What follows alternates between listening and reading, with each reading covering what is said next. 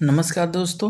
आज हम लोग ये अरिहंत प्रकाशन के जो विज्ञान है कैप्सूल हैंड रिटेन नोट, इसका आज हम लोग फिजिक्स कर रहे थे और फिजिक्स में आज हम लोग करेंगे इसका तीसरा वाला चैप्टर, क्योंकि हमने पहला और दूसरा कर लिया है। ओके, तो तीसरे वाले में चलते हैं चैप्टर में। देखिए, तीसरा वाला चैप्टर में हम लोग को पढ़ना था बल तथा गति के नियम। ये थोड़ा सा चैप्टर हल्का सा लंबा है, तो इसको हम लोग थोड़ा जल्दी जल्दी करेंगे, क्योंकि इसमें अपना बल पढ़ना है, बल की परिभाषा, बल के नियम, तीनों नियम है। फिर आ जाएगा आपका घर्षण बल, इसी में अभिकेंद्री अपकेंद्री बल आ जाएगा, इसी में बल आघूल्य इसमें आ जाएगा। फिर मशीनें भी आपकी आ जाएंगी जो होती हैं 3 प्रकार की। तो ये सब हम लोग इसी में कवर कर लेंगे। तो जल्दी जल्दी करते हैं काम वाली बातें, क्योंकि हम लोग तो रिवीजन कर रहे हैं, तो रिवीजन जैसा ही करेंगे, कोई फालतू की बात नहीं करेंगे। चलिए देखिए, इसमें पहला दिया है बल, तो मैं कलर चेंज कर लेता हूँ। यस, बल। तो बल आपको भी पता है कि किसी वस्तु के आकार, दिशा तथा गति में परिवर्तन के लिए हम लोग, या उसकी अवस्था में परिवर्तन के लिए जो बाय हम लोग कारक लगाते हैं, उसी को बल कहते हैं। परिभाषा कोई नहीं पूछता है, सीधा पूछता है बल का फार्मूला क्या होता है, तो ये बराबर ma होता है। आपको भी पता है कि ये होता है द्रव्यमान, ये होता है त्वरण। बल लगाने से जो उसमें त्वरण होती है वस्तु में उत्पन्न, उसी को बोलते हैं बल। इसका मात्रक क्या होता है, तो आपको भी पता है कि बल, भार का हो जाएगा केजी, इसका हो जाएगा मीटर पर सेकेंड स्क्वायर, इसी को हम लोग बोलते हैं न्यूटन। और न्यूटन ये हो जाता है एसआई मात्रक, इसी का मतलब एसआई मात्रक। इसका सीजीएस मात्रक क्या होता है, तो इसका सीजीएस मात्रक होता है डाइन। डाइन होता है, सॉरी, देखिए यहाँ पर लिखा हुआ है डाइन, इसका सीजीएस मात्रक होता है। और इसी को लिखा है कि 1 न्यूटन में 10⁵ डाइन होता है, कभी कभी पूछता है। ओके, अब बल के प्रकार देखिए, बल कितने प्रकार के हो सकते हैं। तो बल में देखिए संपर्क बल है। संपर्क बल में क्या है कि उसे लगाने के लिए आपको संपर्क करना ही पड़े। जैसे मान लीजिए कि अभी मैं ये पेन से लिख रहा हूँ इस पे टैब पे, तो इस संपर्क से ही संपर्क बल लग रहा है, इसमें जिनको टच होना चाहिए। तो देखिए, परस्पर समान तथा विपरीत बल भी हो सकते हैं। कुल मिला के टच होना चाहिए, ये सब कोई काम का नहीं है। एक दूसरे को संपर्कित लंबवत क्रिया कैसे भी हो सकता है। संपर्क वर्ग में संपर्क होना चाहिए, असंपर्क वर्ग में असंपर्क, जैसे गुरुत्वाकर्षण होता है, चुंबक बल द्वारा बल आरोपित होता है। तो ये जितने भी है जिसमें आपको टच करने की जरूरत ना हो, असंपर्क बल में आते हैं। संतुलित बल क्या होता है, संतुलित बल में क्या होता है कि जैसे मान लीजिए 2 लोग खींच रहे हैं एक रस्सी को, और दोनों जैसे मान लीजिए 5 न्यूटन का लगा दिए, ये भी 5 न्यूटन का लगा दिए, तो परिणामी क्या आ गया, परिणामी 0 आता है। तो संतुलित बल में जो परिणामी बल आता है वो 0 आता है, जबकि असंतुलित बल में कुछ ना कुछ है, मान आएगा ना। जैसे मान लीजिए 10 न्यूटन लगा रहे हैं, 5 न्यूटन लगा रहे हैं, तो 10 में 5 चला जाएगा, तो 5 न्यूटन से खींच लेंगे। तो असंतुलित बल में जो परिणामी होता है वो अशून्य होता है। ओके, तो यहाँ पे ये है निकालने का, घटा के ये निकाला जाता है। तो इसमें कौन सा बहुत ज़्यादा फार्मूला की जरूरत नहीं है। अब देखिए न्यूटन जी के नियम क्या है। तो न्यूटन जी को सब आपको भी पता है कि 3 नियम दिए थे, पहला, दूसरा, तीसरा, 3 नियम दिए थे। तो पहला को जड़त्व का नियम कहते हैं। इन्होंने गैलीलियो साहब ने 20 नियम को दिया था। तो पहला नियम क्या है, जड़त्व का नियम। ओके, या गैलीलियो जी का नियम। इसमें यही कहा जाता है कि अगर वस्तु विरामावस्था है तो विरामावस्था में रहेगी, और गति अवस्था में तो गति अवस्था में रहेगी, जब तक उस पर कोई बाह्य बल आरोपित न कर दिया जाए। अब जैसे मैं शेल्फ पर रखी गई किताब, अलमारी पर कहीं भी रखी हुई किताब, बर्फ पर एक स्लेवज, पेड़ से गिरते हुए पत्ते, और नत तल पर लुढ़कती हुई गेंद। देखिए इसमें अपना जलत्व भी 2 प्रकार का होता है, यहाँ पर दिया हुआ है, क्योंकि उसका उदाहरण यहाँ पर भी दे दिया है, पत्ते गिरते हुए। तो 1 मिनट, यस, ये 2 प्रकार का होता है। यहाँ पर नहीं दिया है क्या, देखिए एक होता है गतिक जड़त्व, 1 मिनट लिख नहीं रहा, एक गति के कारण जड़त्व होता है, एक उसके स्थिति के काल जड़त्व होता है। अब क्या है, कोई वस्तु अगर ऐसे मान लीजिए कि मेज पर ऐसे रखी हुई है, तो अपना स्थिति को बनाई हुई है, कुछ ना कुछ यहाँ पे जरूरत तो या बल लगाई है, तभी तो हिल डुल नहीं रही है, नहीं तो अगर नहीं लगाती तो हिल डुल जाती। या कोई वस्तु ऐसे चल रही है तो चलती ही रहती है, अगर उस पर कोई बाय बल नहीं लगता तो चलती ही रहती, चलती हो तो घर्षण बल या कुछ ना कुछ आप ब्रेक मार के रोक देंगे या घर्षण करके रोक देंगे, लेकिन चलती ही रहती। तो गति वाली में गति घर्षण होता है, अरे सॉरी, गति का जरूरत तो रहता है, जबकि स्थिर है तो अपना स्थिति का जरूरत तो रहता है। ये टोटली मास पे डिपेंड करता है, जितना ज़्यादा मास रहेगा उतना आपका जरूरत तो ज़्यादा रहेगा। ओके, ठीक है।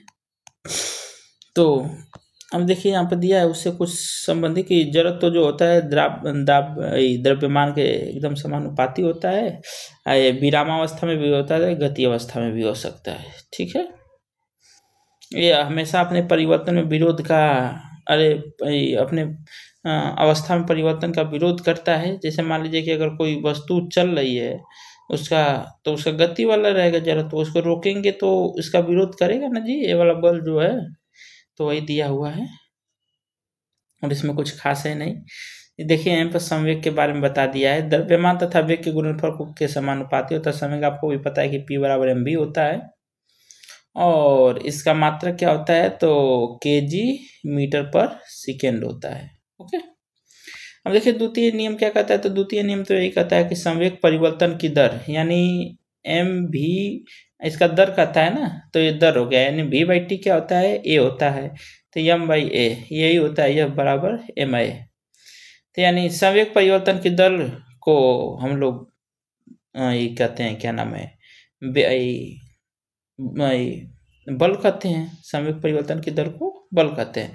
अच्छा, पहला नियम से आपको इसकी परिभाषा आती है, बल की परिभाषा आती है, लिखा नहीं, क्या है, लिखा तो है।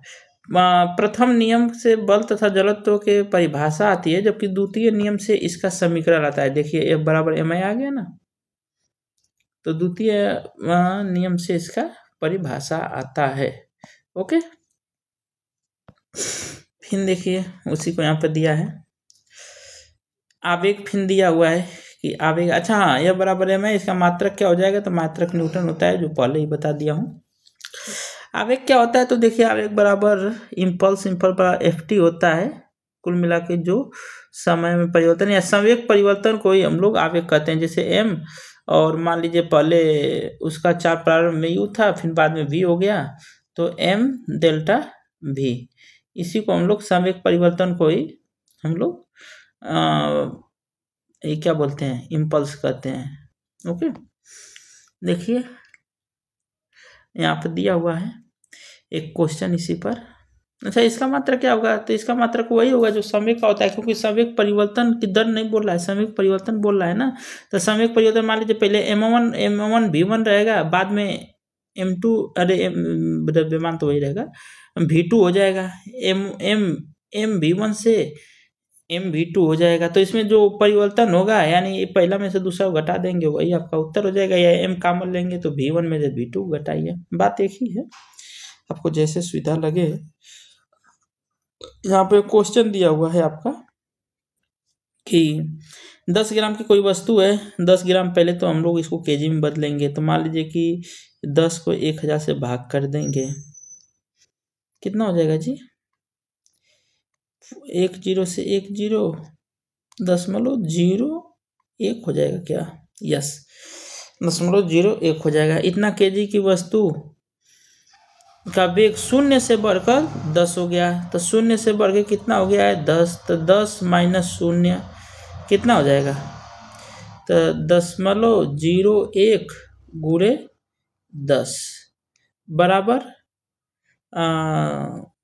कितना हो गया, 0.1, ये हो गया ft, यानी मात्रक हो जाएगा, f का मतलब न्यूटन, हमने बताया था 80, t का सेकेंड होता है तो न्यूटन सेकेंड, इन दशमलव, देखिए यहाँ पे दिया है 0.01 न्यूटन सेकेंड। ओके, अब देखिए तृतीय नियम, ये भी दुनिया जानती है कि तृतीय नियम में जितना बल लगता है एक वस्तु, उतना ही बल दूसरी वस्तु लगाती है अपोजिट दिशा में।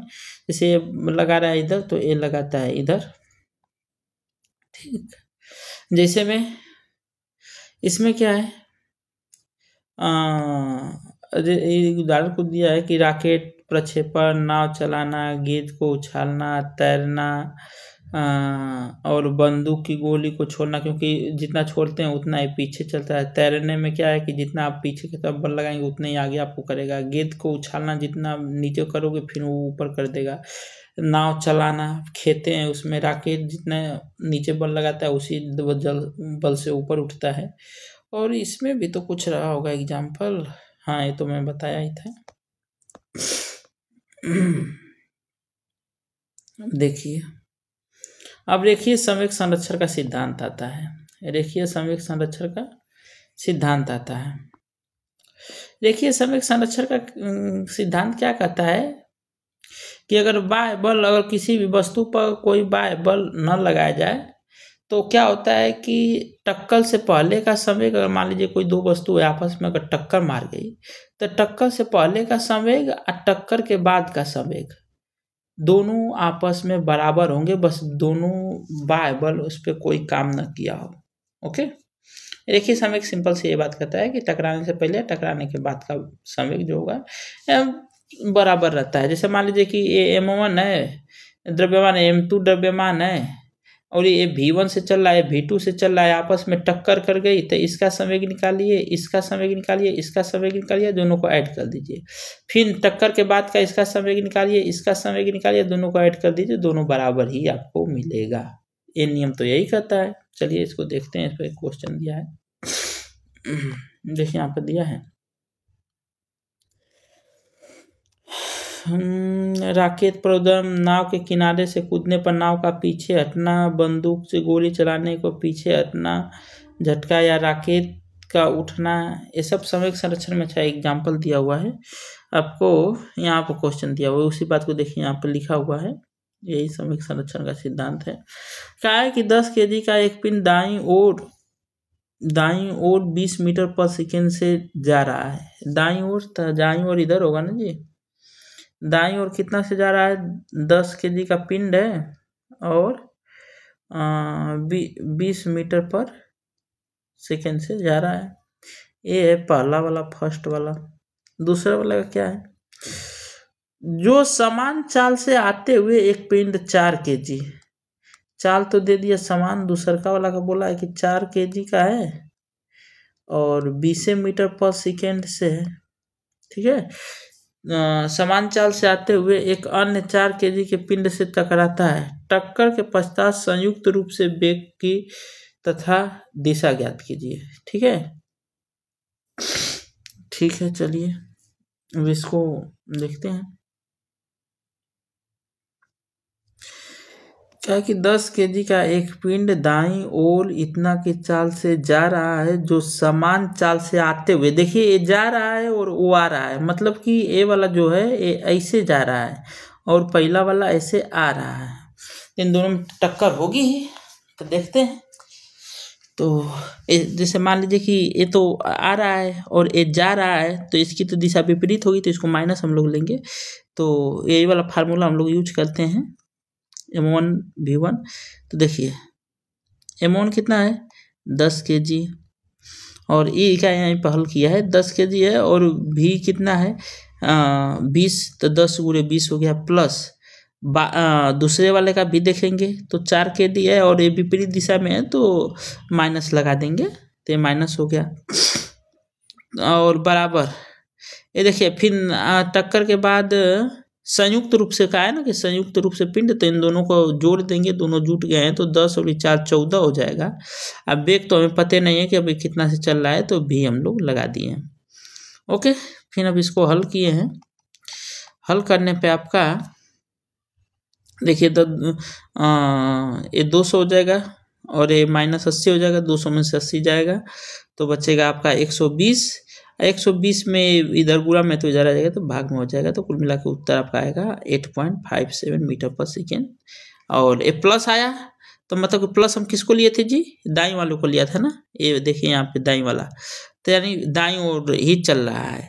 अगर माइनस लेते, अगर माइनस किया था तो यानी बाईं ओर भागने लगता, क्योंकि माइनस हम लोग इसको लिए थे, ऐसा नहीं है इसको भी हम लोग ले सकते थे माइनस, इसको प्लस, तो उत्तर हम लोग का माइनस आता। माइनस आता तो मतलब जिसको हम लोग माइनस लिए हैं, जिसका चिन्ह आया मतलब उधर ही चलेगा। ओके, ये बात आप ध्यान रखिएगा। आगे देखिए, आ गया घर्षण बल। घर्षण आपको भी पता है कि हमेशा घर्षण बल एक तरह से रोकने वाला बल होता है, किसी भी वस्तु को रोकने का काम करता है। दो वस्तुओं के संपर्क तलों के मध्य जो स्पर्श बल लगता है उसी को घर्षण बल कहते हैं। यहाँ पे देखिए कोई वस्तु, जैसे मान लीजिए कि यहाँ पे वस्तु रखी हुई है कोई, इसका मास नीचे की ओर काम करेगा तो इसका ये ऊपर की तरफ काम करता है। उसका एक तरह से न्यूटन का तीसरा नियम से ले लीजिए, ठीक है। अब घर्षण किस कारण से लगता है, तो घर्षण सतह का जो दोनों के बीच का सतह हो वो खुरदुरा हो, मुलायम भी बना देंगे तो ऐसा नहीं, कुछ तो कुछ लगेंगे, क्योंकि अणु जो है ये तो एक दूसरे से तो अणु तो टकराएंगे ना, तो वो तो कुछ न कुछ लगाएंगे। तो वही दिया है आणविक सिद्धांत, या सतह खराब हो, खुरदरी हो तो लगेगा ही लगेगा घर्षण बल, ठीक है। अब घर्षण बल के प्रकार क्या है, अब इसमें देखिए स्थैतिक घर्षण बल, स्थैतिक, अच्छा यहाँ पर फार्मूला दिया हुआ है आपको, मैं बता दिया कि जो ए वाला बल होता है, एफ जो बल होता है, ए प्रोपोर्शन होता है ये जो अभिलंब प्रतिक्रिया बल होता है ऊपर की तरफ, इसी को ये प्रोपोर्शनल को हटाने के लिए एक नियतांक आता है म्यू, तो एफ बराबर होता है म्यू बाई आर, यानी घर्षण बराबर एक तरह से म्यू बराबर हो जाता है एफ अपान आर। ये इसका होता है आपका फार्मूला, ठीक है, म्यू बराबर एफ अपान आर। देखिए स्थैतिक घर्षण, स्थैतिक घर्षण क्या होता है कि अगर कोई वस्तु है, मान लीजिए कि टेबल है और ये वस्तु इस पे रखी हुई है, मान लीजिए है इस पे कोई वस्तु रखी हुई है, ठीक है। तो ये वस्तु जो रखी हुई है तो इसे भी हिलना डुलना नहीं है, यहीं पर रखी हुई है, तो एक तरह से जड़त्व तो भी है और घर्षण भी है, स्थैतिक अपनी स्थिति को बनाई हुई नहीं, चुपचाप सीधा लगा है। सीमांत घर्षण क्या होता है कि जैसे मान लीजिए कि इसको खींचने लगा मैं, लेकिन खींचा नहीं रही है, एक ऐसा टाइम आ जाएगा कि ये खींचा जाएगी, लेकिन वो जो टाइम है जो खिंचाने वाला है उससे जस्ट पहले जो घर्षण लगा हुआ था ना, उसी को बोलते हैं सीमांत घर्षण। एक तरह से कहते हैं कि स्थैतिक घर्षण का मैक्सिमम मान, मतलब कि उसको जो परिवर्तन कर रहा था स्थिति, उसके मैक्सिमम मान को हम लोग सीमांत घर्षण कहते हैं। ओके, इसका फार्मूला यही है, म्यू एफ एस बराबर स्थैतिक होता है ना, तो यह बराबर म्यू हर जगह यही रहेगा। अब गति घर्षण क्या होता है, गति करने लगी तो गति करती हुई वस्तु पर भी तो घर्षण लगेगा। जैसे मान लीजिए कि रोड पे गाड़ियाँ चलती है या कोई वस्तु घिसटा रही है तो उस पर भी तो लग रहा है ना, तो हो जाएगा आपका गतिक घर्षण। लोटरिंग घर्षण क्या होता है, कोई वस्तु ऊपर से नीचे ढंगना रही है, जैसे मान लीजिए कि ऊपर कोई गोली रख दी है कांच की या कोई भी गोल वस्तु रख दी तो ढंगराने लगेगी, लुढ़कने लगेगी, तो लुढ़क रही तो ऐसा थोड़ा है कि वो कहीं ना कहीं रुकी जाएगी ना, तो इसका रुकी क्यों, क्योंकि घर्षण लग रहा है, तो उसे कहते हैं लोटरिंग घर्षण। सर्फिक घर्षण क्या होता है कि घूमने वाली फिसलने वाली चीज, जैसे बेयरिंग है, बेयरिंग में देखेंगे छोटे छोटे गोले लगे रहते हैं, तो एक तरह से सर्फिक घर्षण का वो उदाहरण है, ठीक है। अब सीमांत घर्षण सबसे ज़्यादा होता है, क्योंकि अब इससे अब थोड़ा सा ज़्यादा हो जाएगा तो चलने लगती है वस्तु। फिर स्थैतिक घर्षण उससे कम होता है, क्योंकि इसी का अधिकतम मान होता है सीमांत घर्षण। सर्फिक घर्षण उससे भी कम होता है सर्फिक, क्योंकि सर्फिक घर्षण घूमती है, इससे भी कम होता है लोटरिंग घर्षण। गतिक घर्षण तो चलती ही रहती है, तो सबसे कम होती है। अब घर्षण के देखिए हानियाँ क्या हैं, तो नहीं लाभ, पहले लाभ क्या है, तो लाभ इसी की वजह से हम लोग चल पाते हैं, नहीं तो नहीं चल पाते, गिर जाते हैं। हाँ, गाड़ियाँ तेज चलती हैं तो ब्रेक लगा के हम लोग उसको रोक लेते हैं। ब्लैक बोर्ड पर घर्षण के कारण लिख लेते हैं। ओके, अभी मैं लिख रहा हूँ, ये भी तो घर्षण के कारण ही लिख रहा हूँ, हालांकि इसमें डिजिटल का भी रोल है, लेकिन घर्षण के कारण ही मैं लिख पा रहा हूँ। हानि क्या है, ऊर्जा का व्यय होगा। अगर मान लीजिए कि अगर चल रहे हैं, ज़्यादा बल घर्षण लगने लगेगा तो उसमें ज़्यादा आपकी गाड़ी पेट्रोल खाएगी, डीजल खाएगी। मशीनों की दक्षता कम हो जाएगी, क्योंकि घिस पिस जाते हैं उसके पुर्जे, और ये मशीनों के पुर्जे भी घिस जाते हैं। ओके, ठीक। फिर देखिए घर्षण अब कम कैसे किया जाता है या बढ़ाया कैसे जाता है, तो घर्षण बताया कैसे जाता है, जैसे गाड़ियाँ चलती हैं तो उसमें टायर में खाँचा लगा दिया जाता है। ट्रैक्टर में तो देखते हैं एकदम बड़ा बड़ा खाँचा होता है, क्योंकि खेत में चलना रहता है। बर्फ से ढके रास्ते में अगर बर्फ अगर से ढका है तो उस पर रेत डाल दी जाती है कि आदमी को चलने, तो बर्फ तो बहुत तेज फिसलता है। और जूते के तलों में भी खुरदुरा बना दिया जाता है जिससे चले, ठीक है। और एक क्या है, अब घलचल घटा कैसे सकते हैं, तो अगर कोई खुरदरी जगह है तो उसे पॉलिश बना के, स्नेहा क्या है जो ग्रीस होता है तेल डाल के उसे तेल डाल के भी कम कर सकते हैं। कम घर्षण गुणांक वाले पदार्थों का उपयोग करके, जो वही जो ग्रीस है तेल है। मशीनों में बाल वेयरिंग का प्रयोग करके, वही जो सल्फी घर्षण काम करती है, बेयरिंग नहीं होता है मशीनों में लगता है उसको। और ये तरल पदार्थ भी अगर आप उस पर डालते रहें रेखीय गति में, जैसे कोई चीज़ मान लो घूम रही है उसमें पानी भी डालेंगे तो वो भी थोड़ा सा आपका कम कर देगा, ठीक है। तो ये हो गया घर्षण आपका खत्म। अब आ जाता है एक समान वृत्तीय गति। एक समान वृत्तीय गति में आपको भी पता है कि दो प्रकार का बल लगता है, जो पहले बता चुका हूँ। अभिकेंद्र बल अंदर की तरफ लगता है और अपकेंद्र बल बाहर की तरफ लगता है। जैसे मान लीजिए वृत्त है, तो इसमें क्या है कि जो अंदर की तरफ बल लगता है वो सब होता है अभिकेंद्र बल, जो बाहर की तरफ बल लगता है वो होता है आपका अपकेंद्र बल। इन दोनों एक समय एक ही टाइम पर दोनों लगते हैं। अगर ए ज़्यादा होगा तो बाहर फेंका जाएगी, ए ज़्यादा होगा तो अंदर ही रह जाएगी, वस्तु घूमेगी नहीं, या दोनों बराबर रहेंगे तो एक दूसरे को संतुलित घूमते रहेंगे। अब देखिए वृत्त केंद्र की ओर आप, हाँ इसका एक फार्मूला होता है, ए बराबर mv² ए बराबर mv²/r। इसका भी वही फार्मूला होता है, क्योंकि एक ही होते हैं ना, बस नेचर में अलग रहते हैं। अंदर की तरफ लगता है, बाहर की तरफ लगता है। इसके यूजेज क्या है, दूध से क्रीम निकालने में बहुत पूछता है, और वॉशिंग मशीन का ट्रायल अपकेंद्रीय बल के उदाहरण है। अब इसका क्या है, तो वृत्ताकार मूल प्रकार को मुलाने में नाभिक के चारों ओर जो इलेक्ट्रॉन घूमते हैं अभिकेंद्रीय बल के कारण ही, नहीं तो अगर अभिकेंद्रीय बल नहीं रहता तो उसे छोड़ के भाग जाते हैं। समतल सड़क पर वृत्तीय गति करती हुई कार, समतल अगर सड़क मुड़ान पे आकार की गति के लिए सड़क पर ढलान कितना होना चाहिए, कितना, तो यहाँ पर दिया है tan थीटा बराबर v²/r g। कितना ही मैक्सिमम स्पीड से जा सकता है जिससे वो पलटेगा नहीं, तो उसका दिया है v अधिकतम बराबर म्यू, यानी वहाँ का घर्षण, आर जी त्रिज्या उसकी, और जी गुरुत्वाकर्षण। तब म्यू आर जी होता है वो कितना अधिकतम वहाँ से जा सकता है वेग से, और ये होता है कि कितना झुकाव होनी चाहिए उसका v²/r जी। ओके, आज ये घूर्णन गति। घूर्णन गति में क्या है जी, तो कोई वस्तु अपनी, ये मान लीजिए कोई वस्तु है ऐसी पर गोल गोल गोल गोल घूम रही है, जैसे अपनी पृथ्वी है, तो पृथ्वी भी तो अपने अक्ष पर ऐसे घूमती रहती है। पृथ्वी तो अपने अक्ष पर ऐसे गोल गोल गोल गोल घूम रही है कि नहीं, घूम रही है, बिल्कुल घूम रही है। इसके दो पास वाले कण हैं वो जल्दी जल्दी घूम जा रहे हैं, दूर वाले कण और दूर दूर घूम रहे हैं। फिर और दूर वाले, जितने कण दूर रहेगा केंद्र से उतने उसको ज़्यादा टाइम लगेगा घूमने में, कण वाला जल्दी जल्दी घूम जाएगा। ओके, ये होता है घूर्णन, ठीक। उसी बात को ये सब लिखा हुआ है।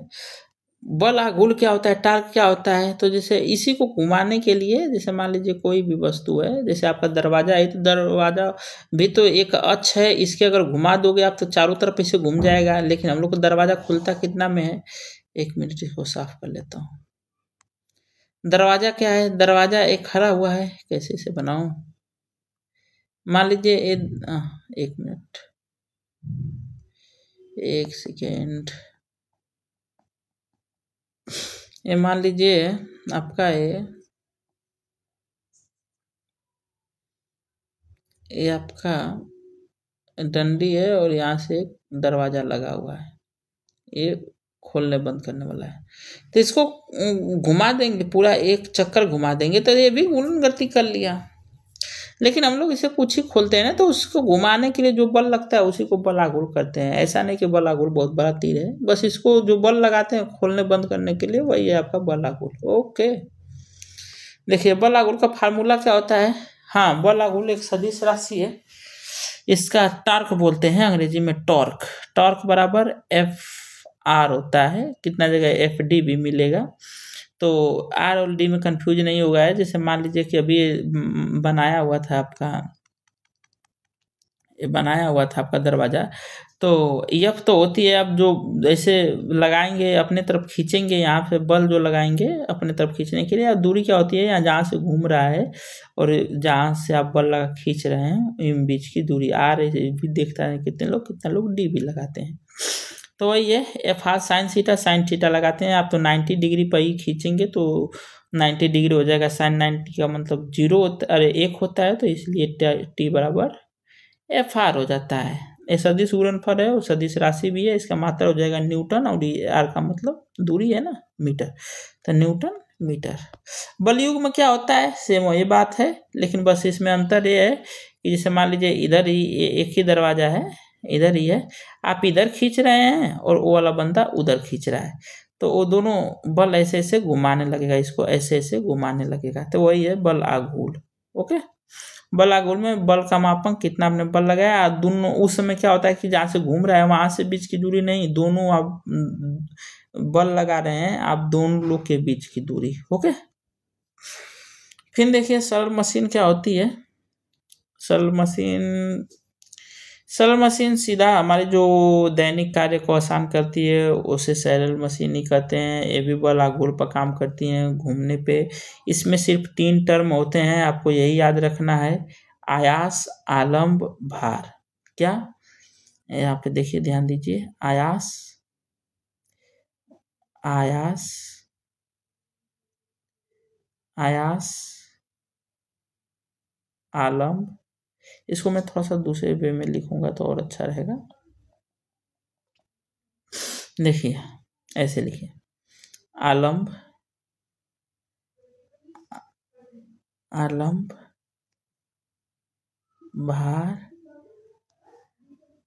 अरे भार, ये क्या हो रहा है भाई, आयास।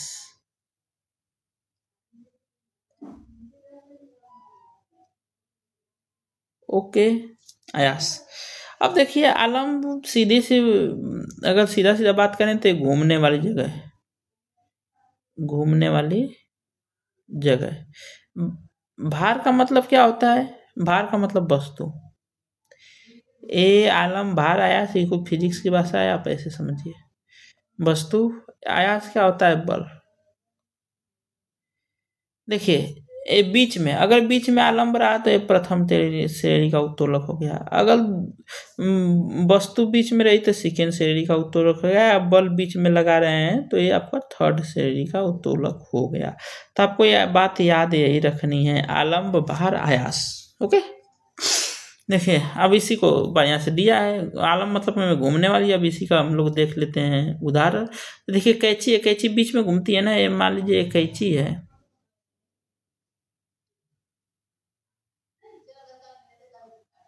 तो यहाँ से घूमती है एक कैंची, तो है ना बीच में घूमने वाली कैंची। हथौड़ा, हथौड़ा, प्लास, प्लास भी बीच में से घूमता है। डंडी, तराजू, चलाजू भी बीच में से इधर उधर घूमती है। ठीक है, तो ये सब आ गया। भार, भार मतलब वस्तु। देखिए उसको उदाहरण, जैसे नींबू नुचेलने वाली मशीन को देखिए बीच में नींबू रख के दबा देते हैं। सरौता में देखिए क्या होता है, बीच में कसेली रख के दबा देते हैं। पहिया और धुरी, पहिया और धुरी में भी बीच में वो रहता है, वस्तु रहती है। फिर नौका दंड, इन सब द्वितीय श्रेणी के उत्तोलक हैं। तृतीय श्रेणी में क्या होता है, तृतीय श्रेणी में आयास यानी बल लगाते हैं। तो देखिए चिमटा है, चिमटा को बीच में ही डालते हैं। सीढ़ी, सीढ़ी में भी बीच में बल लगता है। हल में भी बीच में लगता है। और बंसी, बंसी, बंसी में भी बीच में लगता है। ओके, और ये आपका हाथ, हाथ, हाथ, हाथ भी तृतीय श्रेणी में आ जाता है क्योंकि बीच में लगता है बल। ओके, तो ये आपको कैसा वीडियो लगा कमेंट करके बताइए। और अगला दिन हम लोग पढ़ेंगे चैप्टर नंबर 4, कार्य, शक्ति एवं ऊर्जा। जल्दी से खत्म हो जाएगा, छोटा छोटा चैप्टर है और ऐसे हम लोग को रिवीजन भी करना है। तो अच्छा, ये चलिए मिलते हैं नेक्स्ट वीडियो में। जय हिंद।